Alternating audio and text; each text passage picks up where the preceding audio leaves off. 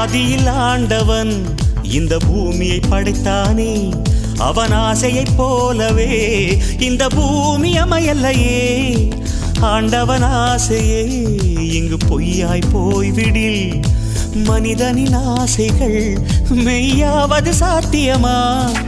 நன்மை என்றும் தீமை என்றும் 4 பேர்கள் சொல்லுவது நம்முடைய பிழை இல்லையே. துன்பம் என்ற சிப்பிக்குள் தான் இன்பம் என்ற முத்து வரும், துணிந்த பின் பயம் இல்லையே.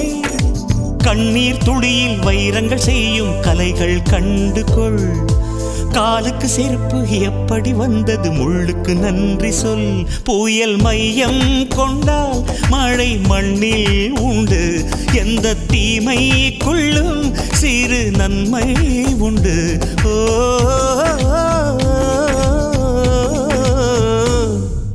சந்தோஷம் சந்தோஷம் வாழ்க்கையின் பாதிபலம், சந்தோஷம்.